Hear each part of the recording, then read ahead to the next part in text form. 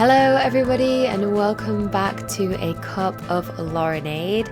I just want to start today's podcast episode off by saying a massive thank you to everybody who watched and listened to my first ever episode of my podcast last week. I am so incredibly grateful for the response that I received, and thanks for everyone who went and listened over on Spotify as well as YouTube. It really means a lot.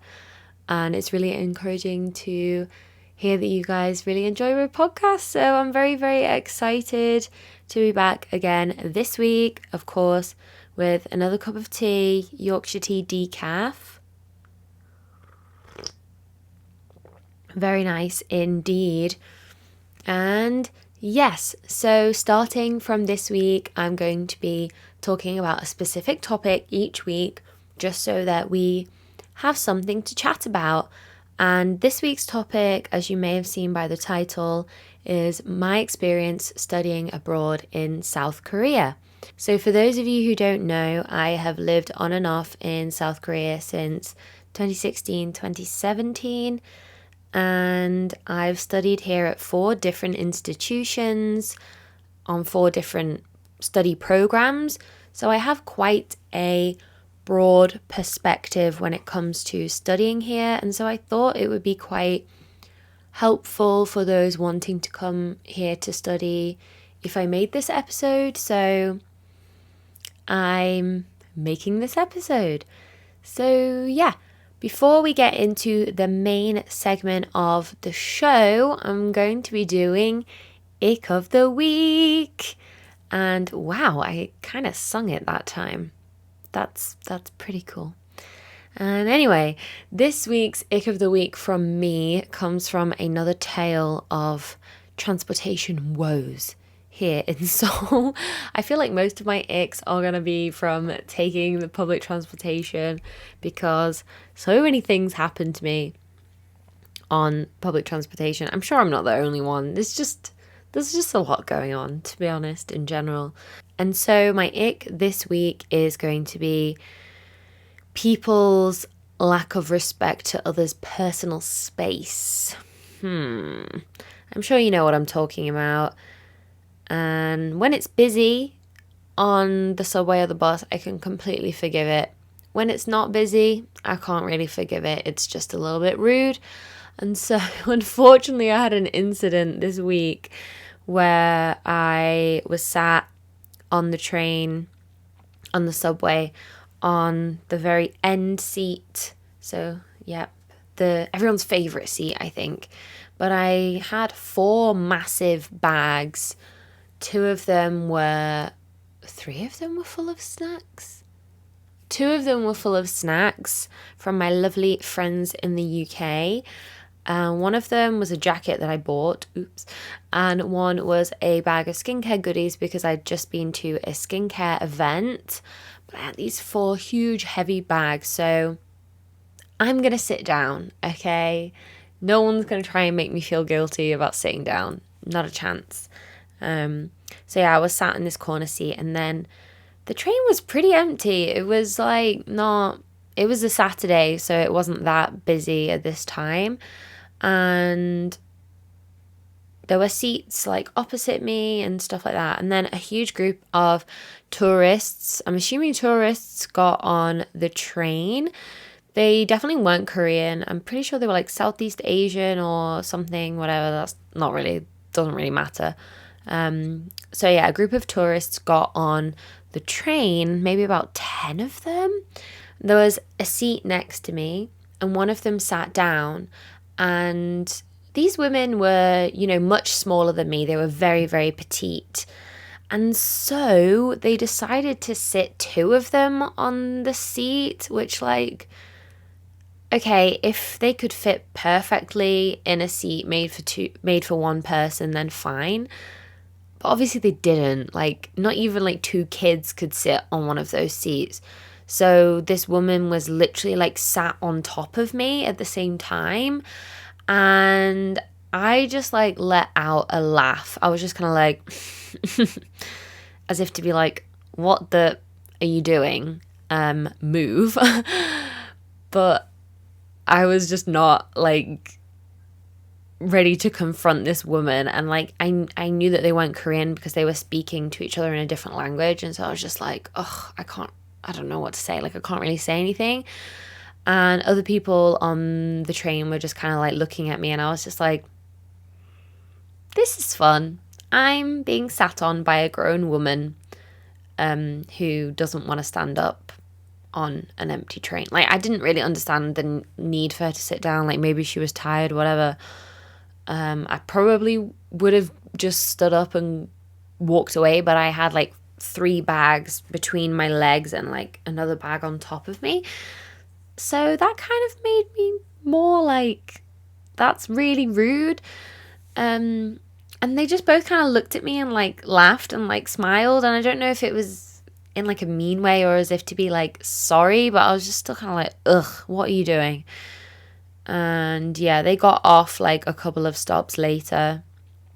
But I was just like, what the heck? Why are you crushing me? Okay, she wasn't crushing me. She was tiny. But still, like, it's just rude. Like, just stand up or just say sorry or just, I don't know. Really peeved me off, as I'm sure you can imagine.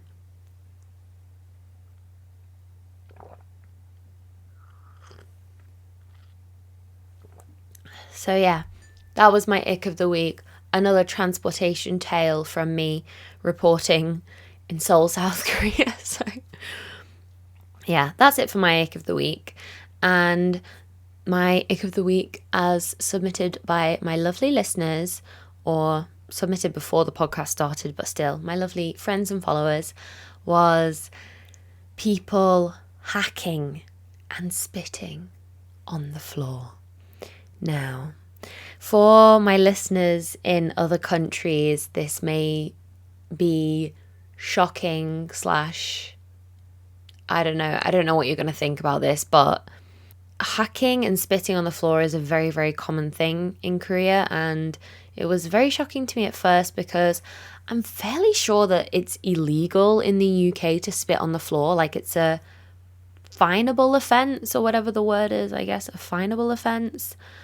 And so I was really taken aback by people just like so openly spitting and like coughing up all their phlegm and just spitting on the floor.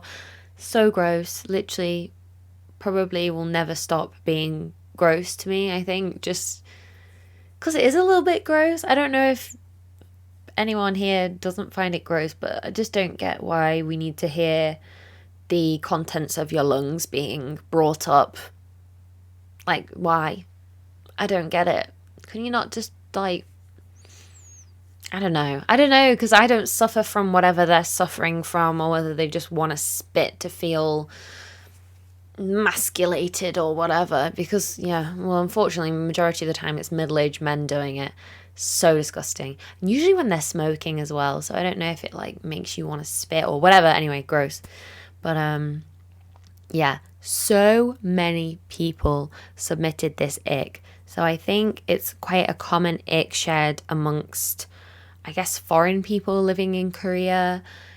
Maybe this is also an ick for some Koreans too. I don't know. Please let me know if you also find this an ick, or whether this is very normal to you.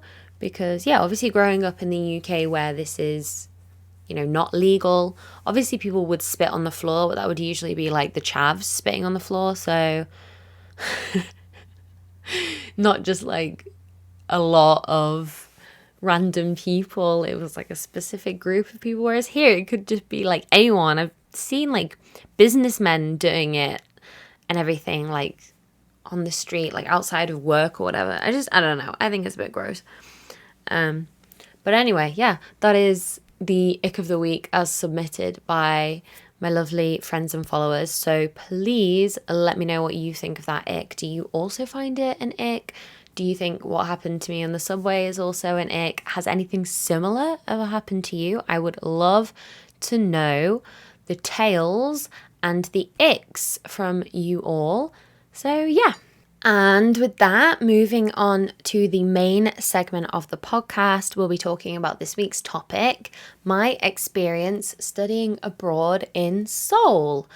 Now, I've noticed a massive increase in exchange students, regular students, just foreign students in general here in Korea.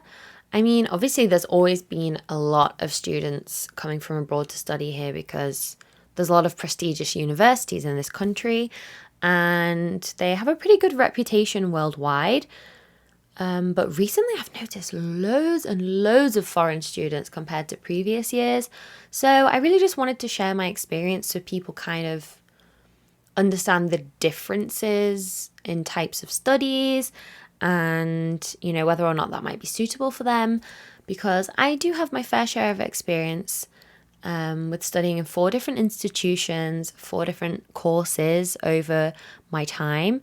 And so, yeah, I really just wanted to share my experiences with you. I will not be naming institutions for various reasons, but the most important thing is talking about the course that you're studying. So, yeah, I first came to Korea to study in 2016 on a 1-month summer school program, and that was my first time ever coming to Asia and ever coming to Korea.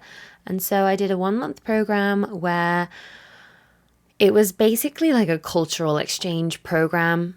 I did take 2 classes. One was Korean culture and society, one was Korean language beginner level. And yeah, like I said, it's only a 1-month program, so I couldn't really learn a lot of Korean, just some basics and like how to read, how to form sentences, and like very useful things. The majority of the trip was a cultural experience. We traveled a lot. We went to different cities. We went to Jeju, we went to Jeonju. We did a lot of cultural activities. Like I learned taekwondo. I did just a vast array of different things, and it was literally such an amazing experience. And you would never be able to experience anything like this. Like this 1-month program was incredible, and I'm very grateful I had the opportunity from my home university in the UK to come and do that, because hundreds of students applied and they picked random names out of the hat. So thank you. I'm very shocked that I got to come and do that. So that was my first ever experience coming here. The classes were great. The Korean Culture and Society class was amazing because I got to learn a lot about like the Korean War, Confucianism, the general like hierarchy kind of system that runs in Korean society, other modern cultural aspects like K-pop, K-beauty, K-dramas, which also involved us going on a tour of KBS and getting to go to like Music Bank and also on set for some drama recordings. So it was a really, really incredible experience and really just showed me like, it threw me in at the deep end in terms of like what is going on in Korean culture. So that experience was like top experience in my life. So if anyone listening gets the opportunity to do a summer school, you have to do it. You will not regret it. It's the best way to kind of experience everything, and you can do it in a short period of time. And so it was very, very enjoyable. Another great thing about that type of program is that it runs with a buddy system. And so you have someone looking after you all the time. So if your Korean is not good, then you would have like a Korean buddy to help you with a lot of stuff. So it was a very nice introduction to Korea for me. And so after having such a positive experience, when I returned to my university in the UK, they were kind of like, yeah, did you enjoy it? Like, would you want to go again? And so I was like, yeah, of course. And then I eventually got the opportunity to come here for 1 year as an exchange student. And like, I didn't think that I would get the chance to come back because I'd completely fallen in love with Korea after that 1 month. I mean, who wouldn't? Like, it showed you like all of the best sides, all of the amazing food, like everything like that. And so I, of course, jumped at the opportunity to come on exchange. And this exchange program was my first kind of real glimpse at what university life is like here. Because obviously during summer school, it was the summer vacation. And so there weren't a lot of students on campus. And so coming for this exchange program, I feel like I really got to do like daily life stuff while studying in Korea. So for my exchange year, my major is chemistry. And so for my exchange year, I was studying chemistry at university here. And unfortunately, a lot of the classes for my year weren't in English. And so I was taking classes that were like third and fourth year classes. Bear in mind, I'd just finished my second year of university. And so I was a little bit like, oh, I don't know. So the classes were very, very difficult. The teaching style is very different. The whole like grading system is very different. So it was a very, what is the word? Intimidating experience. And although most of my classes were supposed to be in English, they weren't, unfortunately. They were, done in Korean, which I can kind of understand since I was the only native English speaker, or like one of two. There was another exchange student from Brunei, and his English was like fluent, but still, like, they decided to run the classes in Korean, and so I just kind of grin and bear it. And the exams, luckily, were in English. Like, the questions were in English, and I could answer in English. And as an exchange student, there's not a lot of pressure on you to perform well because you're a partner university, and so most of the time they'll be a little bit lenient with the grades. And fortunately for me, UK universities, as far as I'm aware, your exchange year grade doesn't really count unless it's probably like, unless you're studying something that's very related to your degree. For example, like, I had friends who were coming who were studying Korean studies at university, and so their credits and their grades counted. Whereas for me, studying chemistry, it didn't count. It was just kind of like a pass or fail sort of thing. It wasn't like specific grades. I hope that made sense. And so, yeah, the professors were very nice. They gave me very fair grades. And I obviously passed and whatever. But yeah, it was a very interesting experience. I didn't 100% feel completely part of the chemistry department. There were one or two students, one student in particular who was incredibly kind to me. So, I mean, he's probably not listening, but anyway, thank you anyway. And yeah, so my experience there was great. I managed to make a lot of friends with other exchange students, and also joined the English club, which is like a society, like the English society. And through there I made loads of friends and just had like a really fun time. That was like the main thing that made me feel welcome at this university, because obviously everyone in this society wanted to learn English, and they were, interested in trying to speak English and kind of communicate with foreign students. And so it was a very welcoming atmosphere. I met some amazing people, and I think that experience really shone like a positive light on it, because I think I was struggling in the chemistry department, being literally one of the only foreign students there. And so, yeah, I think if you're coming as an exchange student, kind of don't put too much pressure on yourself in terms of studying. I think it's important to just have as much fun as possible and try to get involved with extracurricular activities that seem welcoming towards foreign students. There were other societies, like some sports societies that I wanted to join, but they were very against me joining. Unfortunately, it was mainly because they were afraid that my Korean wasn't good enough. But I mean, it's sport. Like, my Korean was conversational, like lower level conversational. Like, I think I could have dealt with it. But anyway, I had the lovely English society, so that really brought a nice spin on the kind of struggles that I was having as an exchange student. And yeah, I think overall my experience as an exchange student was very, very positive. I met some really, really great people. And if you have the chance to come to Korea as an exchange student, I recommend it 1,000%. You will have the best time ever.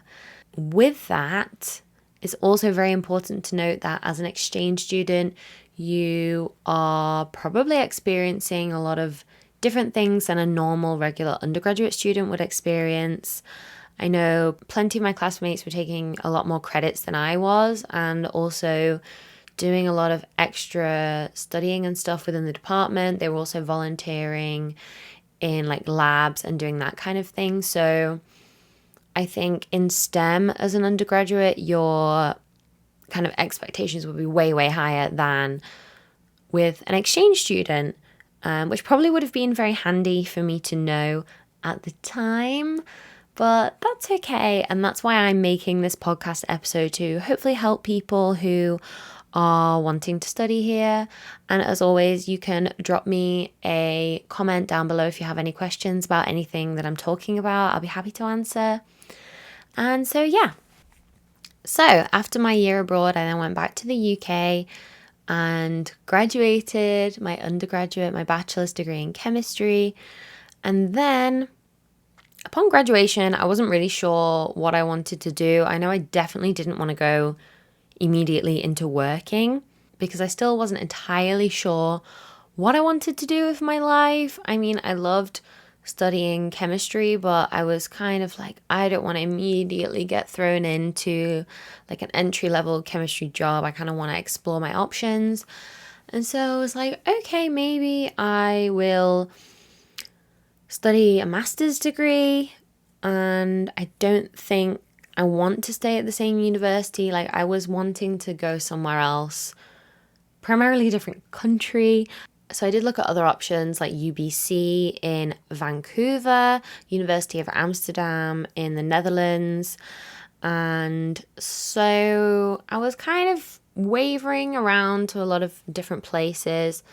And then I was kind of like, okay, I've lived in Korea before. I enjoyed studying there. I have a pretty good grasp on the language. I can probably study more. And so I decided to kind of base my next few steps of my journey to coming to Korea to study for my master's degree. And for your undergraduate or postgraduate degrees, you need a certain level of Korean to get accepted. I think depending on the course, whether or not it's a fully English taught course, maybe you don't need it. But I mean, having Korean wouldn't obviously hurt your application. But they required for mine at least a level 4 or 5 Korean. And so I thought, okay, well, first things first, I'm going to have to go and study Korean. So I decided to sign up for a language course. And for those who don't know, the language courses here are very intense. And so you do one level in about 10 weeks, which might sound quite long, but you study 4 hours a day, Monday to Friday, either in the morning from 9 until 1 or in the afternoon from 2 till 6. And okay, compared to like school, it doesn't seem that bad, 4 hours, but like studying another language intensively for like 4 hours with 10-minute breaks each 50 minutes, it's very, very tiring. And so I was there from levels 2 to 7. I know level 7 doesn't really exist. Korean's usually from level 1 to 6, 6 being the highest. And I took a placement test and placed in level 2 thanks to my prior Korean knowledge. And yeah, so I studied offline for one semester, for winter semester of 2019. And then unfortunately the rest of my classes were online because of that which shall not be named on my podcast. But so I basically studied for almost 2 years in the language school because I ended up repeating level 5 because it was ridiculously hard. If you're going to study Korean, level 5 is really, really hard. Like the jump from 4 to 5 is wild. So be warned, take this as your warning to study a bit harder than I did. And so, and then up until level 7. During my time studying at language school, my goal obviously was to enter graduate school. And so I was applying for universities. Well, I was looking to apply for multiple universities, and I ended up only applying for one university, which was kind of like my initial goal university. It was like the dream university. And I think it's probably a dream university for a lot of people. And so I was doing my applications. I was kind of not hopeful and a bit concerned because I didn't apply through the scholarship program because I ran out of time. I thought the applications were way later. And so, I know, very silly. But I was applying through the regular track method, but with hope of getting a scholarship, which I did end up getting a scholarship. But anyway, so I got accepted after having 2 interviews, and I got accepted into the university that I wanted to go to. And for graduate school, you are assigned a professor who you will work under in a lab, obviously because I studied chemistry. The premise of my thesis would be research-based, and so I would be working in a lab. And so you get assigned a professor, you get given a lab, and so that was my graduate school. I started there while still finishing level 7 of language school. From August 2021, I started there, which seems like so long ago now. It was 2 years ago, my goodness. And so, graduate school was a massive shock to the system in terms of a lot of things, but for reference, the average Korean work week is about 52 hours compared to in the UK, which is about 35 to 40 hours. The average work week here is much, much higher, and the expectations are much, much higher. The sort of hierarchical system in the workplace is very different. And as an entry level or, like a freshman, you're literally at the bottom, right at the bottom of the pile. And for me, it was a bit of a shock. And just the whole experience was very much not what I kind of hoped or expected. And I was so, so proud when I got accepted into the university that I've been dreaming about and studying so hard for the past 2 years at that point. And I was very, very excited. And I think my happiness and expectations got shot down pretty quickly with the work hours, the work environment, the work expectations, the kind of mannerisms and manners of people. And so I don't want to say the dream died, but the dream died quite quickly. And I was really pushing through to research my stuff, study hard, because I was like, this is what I wanted to do. And it really just wasn't what I wanted. And unfortunately, being used to having, holidays to take a break, like Christmas holidays or summer holidays, or, we would get time to rest in the UK. It's a very important thing to us is rest. And to then go to having 10 days of annual leave and no other kind of, there was no summer break, there was no Christmas break. We would get like occasional days off, for those things like Christmas Day, day off, and that kind of thing. So it was very intense for me, and it took a huge toll on my physical, mental health. Like, I was really struggling, and I don't really know how I managed to push through for a whole year. And I think I probably should have, I don't know, I don't want to say given up sooner, but honestly just like left a bit sooner, because I was really, really miserable there and just not productive and not feeling my best. Because to me, I can't work in that kind of environment where work hours have to equal you doing more work.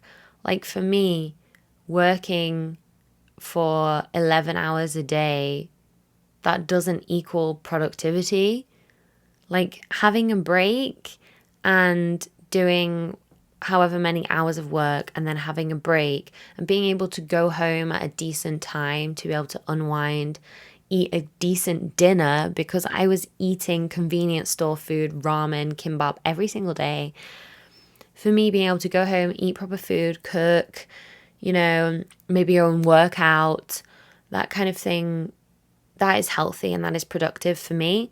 Whereas it wasn't really the case there. And, working 11 hours a day means that you're going to do more work, which still to this day, I can't understand that kind of mindset. Like, I'll be brutally honest. I think it's kind of a bit counterproductive. And there's so many studies that show working more than like 40 hours a week has significantly damaging effects on your mental, physical health. So I'm kind of just still confused to this day as to why that kind of all work, no rest mindset was pushed so hard onto me. And yeah, it just got to a point where I was so ill. I had back problems. I had enteritis. I was dizzy all the time. Like, I was really unwell. I had 2 kidney infections. Like, I was not doing good. And there was just a point where I really, really wanted to take a break. And that was not permissible. And so I took a very educated, sensible, and informed decision to leave and to drop out of university there. And honestly, I really don't regret that decision. Like, looking back, like I said, I should have just done it sooner. Like, the second you get that kind of gut feeling about a situation, you probably should leave. And I didn't, because I was so obsessive over the fact, like, why can I not do this, but all of these people can do it? Like, I'm very stubborn in that sense that I wasn't willing to kind of accept that this wasn't for me. And I think what clicked was that it dawned on me that my work life would be the same if I then graduated and went to work. And I was just kind of like, oh, yeah, I'm not feeling that. I'd quite like to feel like a human being at this point, because I really wasn't. I felt like a robot. I was just like waking up, going to the lab, doing my work, eating ramen for lunch, working more, having a coffee, working more, having a awful dinner, and then going and coming home by like 9 or 10 p.m, having a shower, going to sleep, and waking up and doing the same thing. It was just like, what? Why am I doing that? And I will forever be grateful of that opportunity. Like, I'm not saying I'm not grateful, because oh my goodness, it was what I dreamed of doing. It's just so disappointing when it's not what you expect.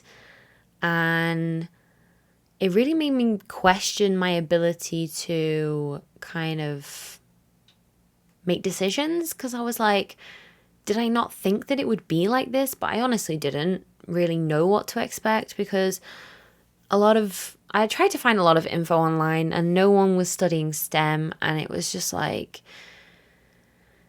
I was just kind of testing the waters, I guess. And obviously my experience as an exchange student was way different to graduate school, which would be the same in any country. And yeah, it just wasn't what I wanted. And I'm very, very glad that I left. I do not regret my decision one bit. I would be graduating now, like I would have graduated by now. I left a year ago. And ever since then, I was just kind of like, why did I not leave sooner? But here we are anyway. And that is it. And yeah, I really just wanted to share that experience because I think a lot of you are also curious, because obviously when I was vlogging, I was in the lab a lot and I was, living my graduate school life whilst vlogging and everything like that. And then I very abruptly stopped. Well, that is why. And honestly, I think if something is really taking that much of a toll on you physically and mentally, you always have to put your health first. No matter what, health should always come first. And I know sometimes it's really not that easy to make that decision, but if you can, choose health over everything, because at the end of the day, it's not worth it.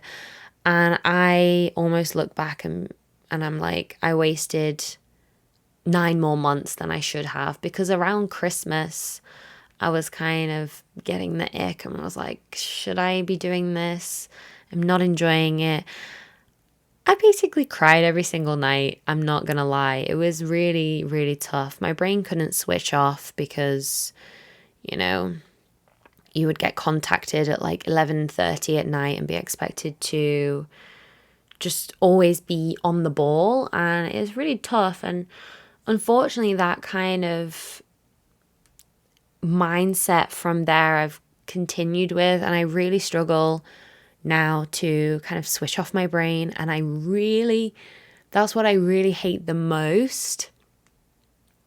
I don't want to get emotional on my podcast, but it really built some awful characteristics into me that I really don't like. And I'm trying to change. I'm trying to kind of tell myself that it's okay to have a rest, because that place made me really feel guilty for trying to rest, for wanting to rest, for asking for a rest. So it has made me become a lot more hard on myself, and I'm really trying to, treat myself better, I guess. Wow, I didn't expect, on all of the episodes that I have planned, I didn't expect to cry on this episode. It's not looking good, guys. I'm a very emotional person, in case anyone didn't know. I like to cry. And yeah, clearly that place wasn't for me. And I just wanted to let you guys know, like, if anyone is interested in studying STEM, that may be the reality that you have to face. I know other universities are more strict, others less. It also differs depending on your professor, the lab that you're working at, and all of that kind of stuff. So, everything is relative to where you are and who you're with. But that was my experience, and I also just kind of wanted to clear stuff up for you guys, because I know loads of you are curious. Loads of you love the chemistry content. Trust me, I adored making the chemistry content, but at the end of the day, it wasn't worth it for what it was doing to me. So that's that. And yeah, so that sums up my study experience here in Seoul, South Korea, at some of the best universities in the country. And if you have any more questions about studying here, anything you want to know, just drop me a comment and I will try my best to respond. I'm even thinking about doing a Q&A video on studying here if I get enough questions, so do not be shy to leave me a comment down below. So that rounds up the discussion segment of the podcast, with this week's topic being my experience studying abroad in Seoul, South Korea. And so for the last part of the podcast, I'm going to be giving you a quick wrap up of what has happened this week in Korea. This week in Korea, the bus fares have increased to 1,500 won per journey from 1,200 won per journey. So this 300 won increase has taken a huge hit on commuters. The bus is now more expensive than the subway for a single journey. For me, it's going to be a bit of a problem because I love to take the bus for starters. I prefer the bus over the subway. And for two, I travel a lot because I work as a freelancer. So I'm always, going around to all different places. So I think it will, burn a slight hole in my pocket with that transportation fare increase. So yeah, it was not very well received by the public, as I'm sure you can imagine. So everyone's just kind of trying to adjust. But I do remember the first time I tapped it said 1,500. I think I forgot they were increasing the prices, and I was just like, did he just charge me for an adult and a child? I was like, where is this child? Like, what? But no, that is the price now, 1,500 won per trip. So do note that if you're getting on the bus, don't freak out like I did. Okay, second piece of news on this week in Korea. As I mentioned last week with the World Scout Jamboree, there were a few issues. But they were hoping to kind of give an overall positive feel to the Jamboree experience by holding the K-pop concert with artists such as New Jeans, IVE, NCT Dream and Mamamoo. And over 43,000 scouts and related people went to the event. And they seemed to have an amazing time, and hopefully it kind of rounded the experience with a nice ending and hopefully some positive memories for these scouts that came all the way here during very difficult times with the heat wave and the typhoon. So I do really hope that they enjoyed themselves at that K-pop concert. And our last piece of news on Twic this week is a man was fined 2 million won, which is around $1,500 or £900, for spiking a stranger's drink with laxatives. So the two in question were preparing for their university entrance exams. They were taking their university entrance exams, and the suspect and the victim had no prior acquaintance. The suspect possibly was trying to spike someone's coffee that he knew, but they've not released any information on that, so that's also unsure. Unfortunately, the victim suffered a lot with digestive problems and obviously extreme distress, which I'm not surprised about. The suspect has been charged with assault and property damages for tampering with another person's belongings. What do you guys think of these stories from this week in Korea? I will be honest and say that the incident with the laxatives does kind of remind me of Will from The Inbetweeners when he was preparing for his A-level exams and drank loads of Red Bull. Although that was self-inflicted and this was obviously not. So yeah, maybe not too much to laugh at, but that was the first thing that came to my head was Will going, Phil. Anyway, I hope that the victim will recover soon and hope that it didn't affect their university entrance exam results, because that is like the exam that is on everybody's mind, like as the most important exam. So I do hope that they passed and that everything was okay in the end. And so that is it for my podcast, A Cup of Laurenade this week. I hope you enjoyed my podcast. Again, please do give me some feedback in the comments. Anything you have, any icks that you would like to submit, just drop me a comment down below or a DM on Instagram. And I also did make a Reddit page for the podcast, which I will also link down below. So the Reddit page does contain places for you to write about your ick of the week. If you have anything that you want advice for, I was hoping to open an agony aunt segment, and then just anything else. I did also open a segment about struggles for women in content creation. So if there's anything you want to submit, definitely head over to the Reddit. I will leave everything down below.